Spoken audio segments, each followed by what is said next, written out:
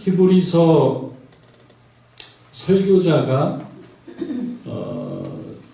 설교 제목과 본문을 잡는 것이 지금 목사님들처럼 아마 쉽지는 않았을 것이다 생각을 합니다. 그냥 제 상상대로 바라보는 거예요.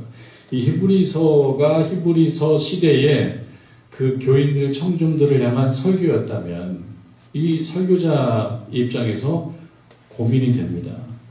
설교 본문 정하고 또 설교 제목 정하고 하는 것이 좀 고민이 돼요. 어떤 순서가 있으면 그래도 좀 괜찮아요. 우리가 수요일날 저녁에 순서를 가지고 하고 있기 때문에 그런 대로 본문을 정하는 것은 큰 어려움이 없어요. 어디에서 끊을까? 그거 제가 걱정합니다. 고민합니다. 그런데 그거 없이 이제 뭔가 말씀을 전할 때 어떤 말씀을 전해야 되겠습니까? 그거는 우리가 사는 삶의 현장과 우리들의 관심사와 동떨어진 것 같지는 할 수 없거든요. 뭔가 관련이 있고 관여가 있고 뭔가 연관이 있는 주제를 생각한단 말이죠. 2025년도에 좀 4월 요때쯤에 우리들에게 있어서 가장 고민거리 혹은 관심사 이런 것들은 뭘까? 뭐 제 생각, 여러분 생각이 꼭 같지는 않을 겁니다만 또 공통된 점도 있을 거예요. 어쩌면 대한민국의 분열 뭐 이런 것도 있을 겁니다. 어떤 분은 뭐 이렇게 문제가 생기고 오히려 편하다라고 하는 분도 있더라고요.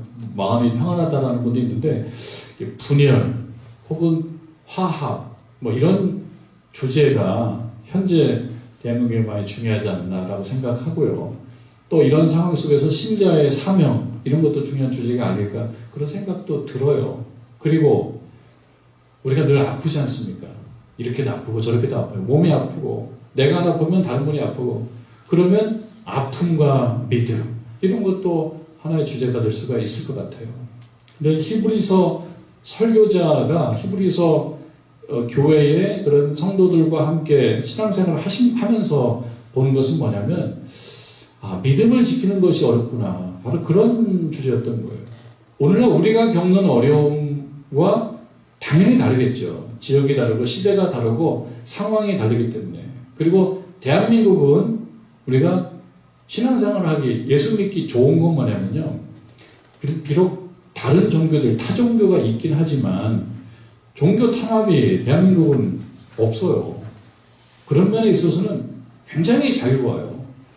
저녁마다 모여서 기도한다고 해서 누가 뭐 시비 걸고 잡아갈 사람 없어요. 늦게까지 기도한다고 해서 누가 뭐라고 할 사람이 없습니다.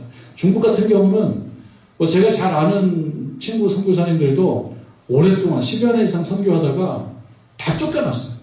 쫓겨나서 뭐 태국으로 가 있고 뭐 다른 데로 가 있고 그래요. 그리고 뭐 아시겠습니다. 우리가 북중 접견 지역 비전 트립 하면서 방문했던 그 심양의 그 교회 여목사님은 지금도 감옥에 있습니다. 그러니까 하나님 말씀 전하다가 그 당에 맞지 않는다. 뭐 그런 상황이죠. 그러니까 대한민국의 국민들은 그런 어려움은 없습니다. 우리가 마음껏 신앙생활을 할 수가 있습니다. 우리의 어려움이 있다 그러면 너무 편하기 때문에 생기는 문제일 거예요. 그럼 우리들의 관심사는 어쩌면 신앙생활의 매너리즘, 뭐 타성 이런 주제가 우리에겐 중요할 수가 있겠습니다만 히브리서 기자, 히브리서 설교자 입장에서 볼 때는 당시의 소수자로서 예수님 돌아가시고 난 이후에 그리고 뭐 로마 정부도 있고 그리고 유대인들, 유대교들도 있고 이런 여러 가지 이 힘들고 가운데 작은 세력으로 있을 때 그들의 신앙생활을 하는 것은 좀 어려웠을 거예요. 그래서 내가 신자다라고 커밍아웃을 하고 신앙생활을 했을 때 어떤 불이익을 당할지를 모르니까 그냥 신자가 아닌 척하고 살아가는 게 더 편하겠다라고 생각했을 가능성이 꽤 있는 것입니다. 이런 상황 속에서 신자를 내려놓고 그냥 세상적으로 우리가 말하는 그런 세상적으로 사는 것이 더 편하고 좋다라고 하는 생각을 가졌을 수도 있어요. 그런 때에 이 히브리서 설교자는 믿음이라는 주제를 설교해야 되겠구나. 특별히 어떤 믿음이에요? 믿음이라고 할 때 여러 가지 정의가 가능합니다만 어려운 일이 있을 때, 어려운 일이 있고 어려운 결단을 해야 될 때, 그럴 때 어떤 사람들은 하나님을 신뢰하지만 어떤 사람이 신뢰하지 않더라는 거예요. 그래서 이 히브리서 설교자는 어려운 상황 속에서 하나님에 대한 신뢰와 그 믿음을 버리지 않고 믿음을 지킨 사람들의 이야기를 최종적으로 한 사람 한 사람씩 거론하고 있습니다. 이 사람들을 보고 여러분들도 어려움이 있을 때 이 사람들처럼 포기하지 말고 하나님에 대한 신뢰를 내려놓지 말고 믿음 생활을 잘하자. 그런 말씀을 하는 것입니다. 그 설교를 하고 있는 겁니다. 그 히브리서 설교자의 그래서 성경 본문은 바로 그런 것이고 주제도 그런 것입니다. 오늘 우리가 읽은 말씀에는 모세에 대한 얘기가 나오거든요. 그렇게 보면 이 히브리서 설교자가 본문으로 택하고 있는 그 내용, 그 본문은 바로 우리가 읽는 구약성경 아마 창세기, 아니 출애굽기 1장이나 2장. 그래서 모세가 태어나고 그 다음에 공주의 손에 바로의 공주의 손에 이렇게 크게 되고 그러다가 사람을 자기 동족을 괴롭히는 그 애굽의 어떤 관리를 쳐 죽이고 그러다가 자기 동족이 싸우는 걸 보고 말리다가 그 동족으로부터 심한 얘기를 듣고 도망가고 이런 내용이 담겨져 있는 출애굽기 1장, 2장, 3장, 1장, 2장 그 부분들을 본문으로 하고 이제 말씀을 전하는 거예요. 어떤 내용이겠습니까? 어려운 일이 있어도 하나님에 대한 신뢰를 내려놓지 말아라. 믿음을 내려놓지 말아라. 그리고 믿음 생활을 잘해라. 그런 설교를 하고 있는 거죠. 출애굽기 1장, 2장으로 가게 되면 그 배경은 그렇습니다. 애굽 왕 바로 우리가 파라오라고 해요. 오늘날 파라오. 성경에는 바로라고 하죠. 그냥 애굽의 왕이라고 보면 되겠습니다. 애굽의 왕이 이스라엘 백성들이 점점 사람들이 많아지는 거예요. 당시에는 히브리 사람들이라고 했었습니다. 조금 무시하는 표현이에요. 히브리 사람들이 인구가 굉장히 늘어나는 거예요. 사람들이 많아지는 거예요. 말하자면 요셉이 애굽의 총리로 있다가 이제 이스라엘 그 팔레스틴에 있는 이 아버지와 형제들 다 해서 70여 명이 이제 거기서 살기 시작했는데 그 인원이 점점 번성을 해가지고 사람이 많아지는 거예요. 사람이 많아지다 보니까 애굽 왕 바로가 애굽 왕이 뭔가 약간 위기의식을 느끼는 거예요. 아니, 그 주류가 바뀌는 거 아니야? 이러다가 주류가 저 히브리 사람들이 더 많아져가지고 문제 생기는 거 아니야? 오늘날 대한민국도 좀 그렇게 걱정하는 분들이 많잖아요. 대한민국은 그래도 그동안 단일민족이어 왔는데 오늘날에는 뭐 제가 통계를 갖고 오지 않았습니다만 단일민족이라고 하는 그 어떤 그동안의 이미지가 조금씩 깨지는 느낌도 좀 있죠. 예? 그래서 외국 사람들과 결혼하는 경우도 제법 많고요. 그리고 또 하나 한국에 와서 일하는 사람들도 많은데 특별히 중국 사람들이 많이 왔다 그래요.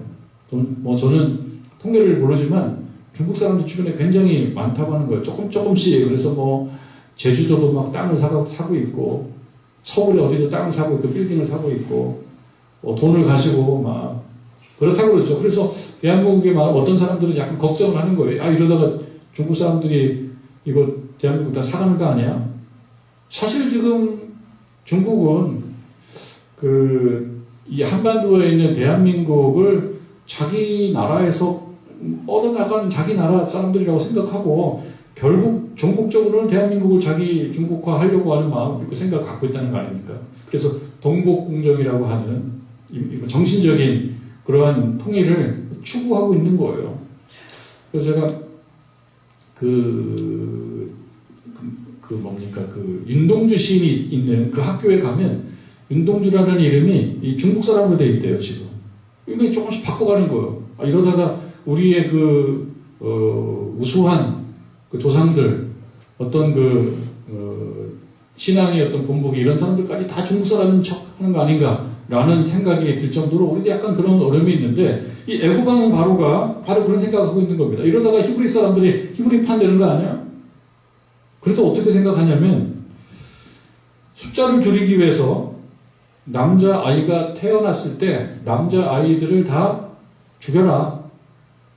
이런 명령을 내립니다. 날강에 던져 죽여라. 이런 명령을 내려요. 이런 상황에서 이제 모세라고 이야기하는 아기가 태어나는 거예요. 여러분, 히브리서 11장 우리가 읽은 말씀, 11장 23절에 보면 믿음으로 가로를 치어야 되겠습니다. 모세가 태어났을 때 모세가 믿음으로 태어난 건 아니죠. 믿음으로 콤마하고 모세가 태어났을 때 그 부모가 믿음이 있는 거예요. 아름다운 아이임을 보았다. 그래서 석 달 동안 숨겼다. 왕의 명령을 무서워하지 아니했다. 그러니까 왕의 명령은 무서워해야 되는 거예요. 그런데 믿음이라는 것이 이 부모, 여기서 말하는 부모라고 하는 표현은 엄마 아빠인데요. 이거는 우리 그 구약 성경에는 어머니만 나오지 아버지는 나오지 않는데, 이거는 헬라어 구약 성경에 나오는 표현을 그대로 가져왔다라고 하는 것입니다. 그래서 뭐 부모가 됐든 그는 어머니만 됐든 뭐 큰 차이는 없을 거라고 생각해요. 그 부모가 아름다운 아이임을 보았다. 그래서 3개월 동안 키웠다. 3개월 될 때까지 아기들은 아름답나요? 아름다워요. 아이들은 다 예쁘긴 예쁜데 제가 그런 생각이 들었어요. 나이가 먹으니까 아기가 예뻐지는 거예요. 아기들이 볼 때 아기들이 다 예쁘진 않아요. 아기들은 아기들을 또 약간 미워하기도 해요. 초등학교쯤 다니는 학생들이 아기들을 이뻐하는 아기들도 있지만 약간 경쟁자를 보기도 하고 그러기도 하는데, 나이가 먹을수록 아이들이 조금 예뻐지는, 그래서 감정, 이 부정적 감정은 다 사라지는 그런 느낌이 좀 있어요. 근데 아기와 아기는 부정적 감정이 좀 있습니다. 경쟁자로 보기도 하고. 그래서 여기 보면 부모가 아름다운 아임을 보고라고 했을 때 이건 두 가지 의미가 있을 것 같아요. 한 가지는 부모들은 다 아기가 예쁘지. 부모들은 아기가 다 아름다운데, 그러나 여기서 말하는 것은 믿음으로 이 아이가 아름다운 걸 봤다라고 생각했던 거예요. 그래서 이 아이를 숨겨야 되겠다. 이 아이는 내가 키워야 될 정말 어떤 사명이 있다. 거기에 뭐가 개입해 있었습니까? 믿음이라는 것이 개입해 있었다는 거예요. 우리들도 자식들은 다 예쁘죠. 웬만하면 자식 다 사랑합니다. 100%는 아닙니다. 자식을 또 사랑하지 않고 학대하는 사람도 있어요.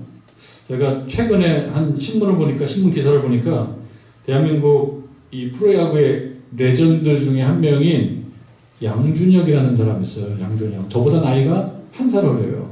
그러니까 지금 나이가 50대 후반 됐어요. 그런데 결혼을 늦게 해가지고 이 부인이 19살 연하예요. 그래서 결혼을 했는데 어렵게 아이를 가졌습니다. 쉽게는 아니고 어렵게 아이를 가졌답니다. 어렵게 아이를 가져서 출산을 아마 2024년도 12월 달에 출산했나 봐요. 제가 신문기사를 보니까 원래 예정일은 2025년도 1월 1일인데 뭐 하여튼 그 산모가 이제 살이 많이 찌고 그래서 안 되겠다 그래가지고 수술을 했다는 기사를 제가 봤어요. 그런데 지난 3월 21일 날 KBS 아침 방송에 나왔대요. 이 양준혁 이 선수가 나와서 아기에 대한 얘기를 막 하는데 뭐라고 얘기했냐면, 제가 딸을 얻어서 아빠가 됐습니다. 그리고 만세. 이렇게 얘기를 했대요. 만세. 얘기가 더 많겠죠. 제가 봤던 기사는 바로 이 기사예요. 아니 정말 손녀딸 같은 딸이에요.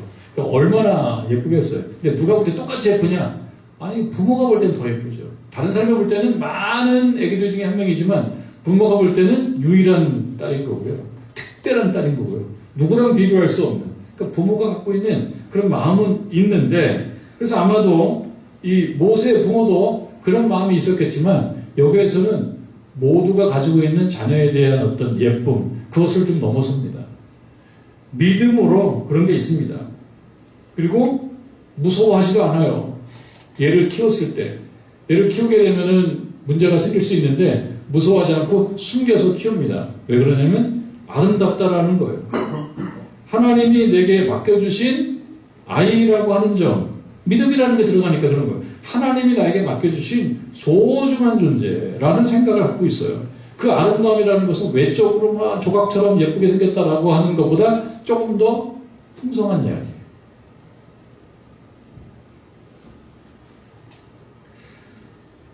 그래서 이 아이를 하나님을 아는 사람으로 잘 양육해야 되겠다라는 생각을 가졌을 것이다 라고 우리가 약간 감정이입해서 생각해 볼 수가 있습니다. 왜냐하면 그 앞에 믿음이라는 말이 있으니까.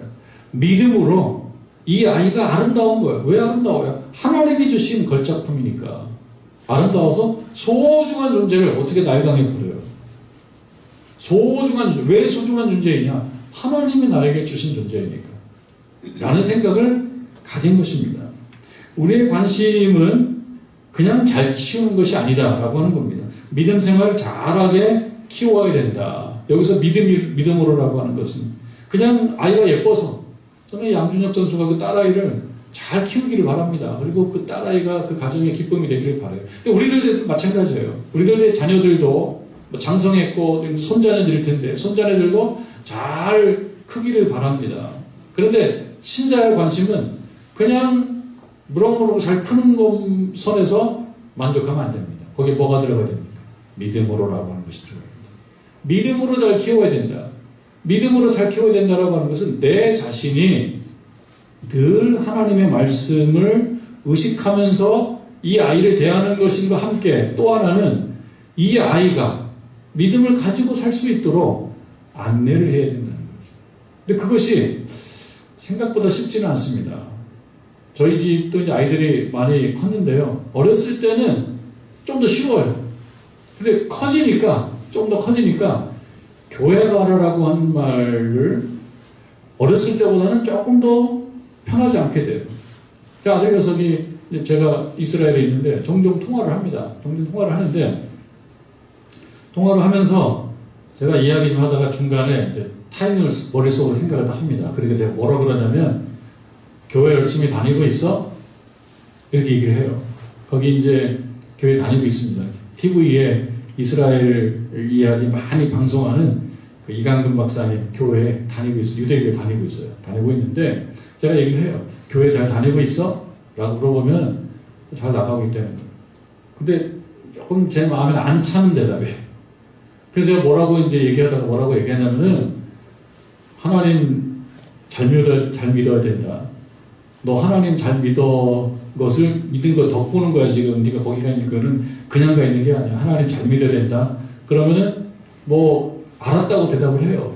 그런데 제 양에는 조금 안 차는, 조금 더 강한 어조로 하나님을 잘 믿겠다라고 대답하기를 바라는데 조금 양이 안 차지만 그래도 교회를 다니고 하나님 잘 믿겠다고 하니까 다행이다. 그런 생각 갖고 있어요. 목사 자녀라고 해서 꼭 목사는 아니거든요. 어떤 분들은 이 아들 녀석이 신학 공부하러 앉았는데 신학 공부 하나도 안 해요. 딴 거 해요. 그래서 신앙생활을 잘 해야 된다는 생각을 제가 가지고 있어요.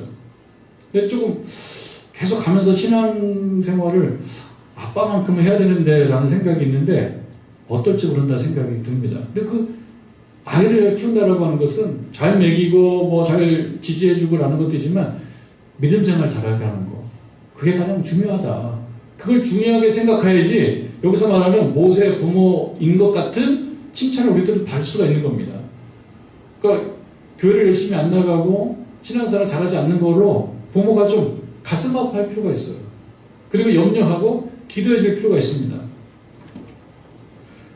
그런데 제가 하나님 열심히 믿지 않으면은 그런 말을 못합니다. 중요한 건 그거예요. 제가 하나님을 의지해야지만 그 말도 나오는 거예요. 너 교회 열심히 다니고 있냐? 너 하나님 열심히 믿어야지.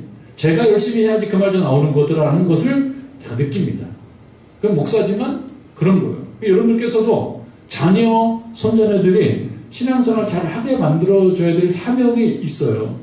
다른 사람들은 열심히 다니는데 우리 집 아이들은 뭐 그렇게 안 해도 된다라고, 왜냐면 어려우니까. 남의 자식보다 내 자식이 더 어려운 면이 참 많습니다. 남의 자식은 나한테 말 안 듣지가 않아요. 근데 내 자식은 말 안 들어요. 그렇기 때문에 신앙생활도 잘 이끌어가기가 쉽지가 않아요. 그만큼 기도 생활을 할 필요가 있어요. 부모님이 기도하고 부모님이 믿음이 있어야지 말할 수가 있거든요. 그게 참 중요한 과제다라고 하는 생각이 듭니다. 아이를 믿음으로 대할 수 있기 위해서는 내가 하나님을 잘 믿어야 된다는 그것이 핵심이다라고 하는 것. 그것이 오늘 말씀 중에 나오는 두 부분인데요. 한 가지는 모세의 부모에 대한 믿음이에요. 그것이 23절이고요. 그래서 오늘 우리가 부를 찬양을 전에 한번 연습하고 불러봤던 찬양, 모세의 부모님, 특히 엄마 요게벳의 노래를 다시 한번 제가 찾아온 거는 이 부분 때문에 조금 어려운 곡이지만 다시 오늘 찾아왔습니다. 후에 한번 같이 부르도록 하겠습니다. 24절 위에 보게 되면 믿음으로라고 하는 말이 또 있어요. 이게 모세에 대한 이야기입니다. 저는 부모님 얘기가 아니고 모세의 이야기예요. 요즘에 미국 프로야구에 이정우 선수가 진출해가지고 지난 시즌에는 부상으로 활동을 못했는데 금년에는 되게 잘하고 있더라고요. 이정우 선수. 근데 이정우라고 하는 선수가 아시겠지만 그 아버지가 이종범이라고 하는 한국의 프로야구 선수 중에서는 정말 대표적인 이 명예전당, 야구의 명예전당에 있는 회원 같은 사람이에요. 근데 아버지도 되게 야구는 최고인데 그래도 메이저리그는 진출 못했거든요. 그런데 이 아들은 진출했어요. 그래서 어쩌면 아버지보다 훌륭한 야구 선수가 될 수도 있겠다. 그런데 누구나 다 그런 건 아니거든요. 아버지가 잘한다고 해서 아들이 다 잘하는 게 아니고요. 전혀 다르게 갈 수도 있습니다. 전혀. 근데 우리는 야구 선수도 아니고 탁구 선수도 아닙니다. 우리는 어떤 선수입니까? 우리는 믿음 선수거든요. 우리는 믿음 선수이기 때문에 가족들이 저희들도 부모님 믿음을 물려받아서 여기까지 왔지만 우리들의 자녀들도 우리를 물려받고 믿음 생활 잘 할 수 있도록 가는 어떤 해피한 스토리가 돼야 된다. 오늘 24절을 보면 23절에 부모가 믿음으로 그렇게 했었고 다시 24절에 모세도 믿음으로 여기 장성하라는 말이 나옵니다. 장성해서 믿음을 갖는 것도 참 어렵죠. 어렸을 때 교회 열심히 다니다가도 장성하면 또 다른 데로 가고 그런 경우가 우리 주변에도 참 많아요. 어렸을 때는 교회에서 선물 주니까 교회 가서 선물 받고 잘 다녀요. 근데 고등학교, 중학교, 고등학교쯤 가면서부터 세상이 넓어지고 공부의 양도 많아지고 관심사도 많아지고 그리고 놀거리도 많아지고 또 비전도 또 세속적인 것도 많고 그러다 보니까 그냥 조금씩 교회를 좀 벗어나게 되는 경우들이 많아요. 우리가 관심을 많이 가져야 될 부분이라고 생각합니다. 그런데 여기에 보면 모세가 장성해서 믿음으로 이렇게 하다가 바로의 공주의 아들이라 칭함받기를 거절했다. 바로의 공주, 그러니까 공주의 아들이라 칭함받는 게 얼마나 좋습니까? 오늘날 얘기하면은 정말 고위 관료들의 자녀로 살아가는 거는 또 얼마나 어깨가 힘이 들 거예요. 그건 어쩔 수가 없거든요. 살아가면서 사람은 자기 능력도 중요하지만 내 배경을 또 중요하게 생각하기 때문에 여러 가지 배경들을 생각하지 않을 수가 없어요. 근데 이 모세는 그 배경을 믿음으로 그냥 던졌던 거예요. 더 중요한 것이 있어요. 근데 더 중요한 것이 어떻게 더 중요한 거라고 생각했냐면 하나님께서 그것을 원하시니까 라고 하는 측면의 믿음입니다. 하나님께서 그렇게 하기를 기뻐하신다라는 차원의 믿음이에요.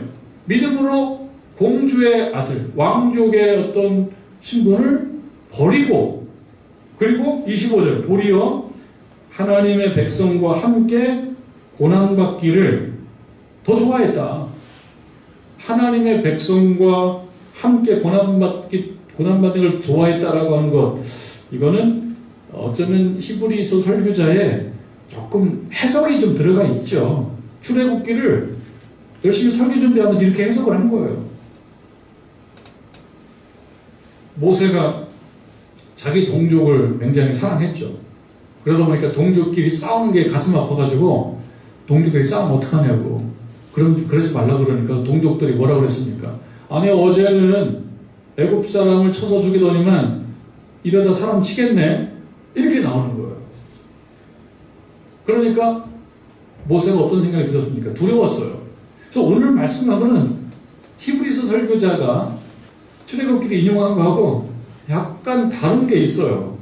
모세가 두려워서 도망갔다는 면이 출애굽기에 나오는데 오늘 말씀에는 두려워하지 않아요. 27절에 보면 믿음으로 애굽을 떠나 왕의 노함을 무서워하지 아니하고, 사실 인간적으로는 무서워했다는 게 있거든요. 출애굽기에 보면. 그런데 여기에서는 무서워하지 않았다. 그러니까 무서워하지만 이 무서움이 내 인생을 누를 거라고 이렇게 생각하지는 않고, 무서움 중에서도 몸은 덜덜 떨면서도 촉촉촉 나아갔다는 뜻이겠죠. 이건 출애굽기도 맞는 말이고 히브리서도 맞는 말이에요. 강조하려고 하는 건 무엇입니까? 무서운 현실을 자기가 경험해 가면서 하나님과 내가 동행한다 그러면 이까지 무서운 것쯤이야. 그러니까 홍해도 건너간 거고 광야도 이끌어간 거고 그런 것이죠. 무엇으로? 믿음으로 그렇게 했다라고 하는 것입니다. 어떻게 그걸 가능했냐? 27절이 중요한데요. 지금 읽었던 말씀 중에 믿음으로 애굽을 떠나 왕의 노함을 무서워하지 아니하고, 그 다음에 곧 보이지 아니하는 자를 보는 것 같이 하여 참았다. 보이지 아니하는 자를 보는 것 같이. 그러니까 이 말씀은 어디서 많이 본 듯한 말씀인데요. 히브리서 11장 1절 말씀에 믿음을 신학적으로 정의할 때 이렇게 정의하고 있어요. 믿음은 바라는 것들의 실상이요 보이지 아니하는 것들의 증거다. 믿음은 보이지 아니하는 것들과 관련이 있습니다. 보이지 않게 되면은 그러면은 그냥 실증적으로 없다라고 보는 거죠. 실증적으로 없어요. 보이지 않는 거가요. 없으니까요. 근데 보이지 않는 것들도 보이는 것처럼 그렇게 생각하고 나아가는 것, 그것을 믿음이라고 얘기하고 있습니다. 보이지 아니하는 자를 보는 것 같이 하여 참고 견디어냈다. 이것이 우리들에게 주는 교훈은 무엇이겠습니까? 히브리서 설교자가 믿음과 관련하여 지속적으로 강조하는 바가 바로 이것입니다. 우리가 때때로 살아가면서 하나님이 없는 것 같은 이런 생각이 들 때가 있어요. 보이지 않는다 이거죠. 그런데 보이지 않는 분을 보는 것 같이, 그러려고 하면 감각이 계속 유지가 돼야 되거든요. 갑자기 되는 것이 아닙니다. 여러분, 하나님과 계속 교감을 하고 말씀 듣고 기도 생활을 멈추지 않고 나아가야지만 이것이 되지, 어느 날 가면 툭툭 되는 게 아닙니다.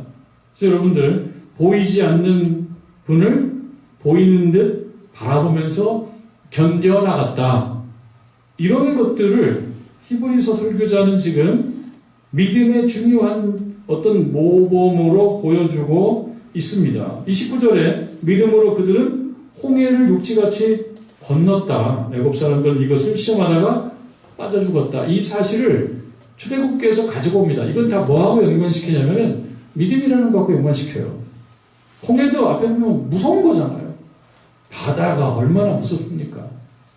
그 바다가 어딘지에 대해서 지금 정확히 모르니까 그냥 갈대바다라고 해서 양수프라고 그래가지고 그냥 자박자박한 곳일 거야 라고 얘기하는 사람도 있고, 우리가 정확히 모르지만 우리가 상상하는 거는 물이, 깊은 물이 갈라졌다는 거거든요. 근데 그 깊은 물 앞에서 또 얼마나 무섭겠습니까? 그 무서움 중에서 하나님의 살아계심, 그분이 우리가 함께 한다라고 하는 그 생각이 없으면은 건너갈 수가 없죠. 마치 아브라함이 이삭을 단을 쌓고 그 위에다가 제물을 바쳐야 된다라고 생각하듯이, 이것이 뭐 인간적으로 가능하지 않을 일 같은데 바로 그 부분을 예시로 듭니다. 그것이 믿음이다라고 하는 것.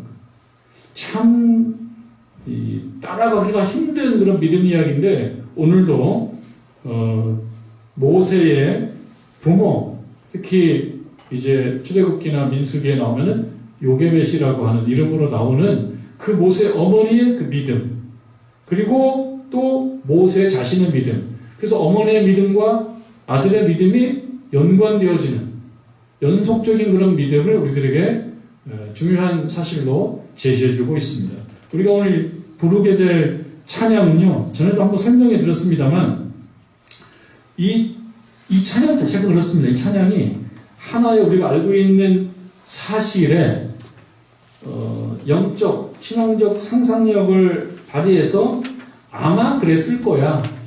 요게벳, 모세의 부모는 아마 그랬을 거야. 그런 마음으로 모세를 대했을 거야. 그 사실을 히브리서 설교자는 믿음으로 보고 있는 겁니다. 그래서 우리가 오늘 이 찬양을 이제 부를 텐데요. 이 찬양을 부르시면서 우리들도 출애굽기 본문을 통해서 또는 모세와 모세 부모의 이야기를 통해서 우리의 신앙적으로 어떻게 그거를 풀어볼 수 있는지를 생각해보고 그거를 나의 삶의 현장으로 이렇게 가지고 오는 그런 의미 있는 시간이 되기를 바랍니다.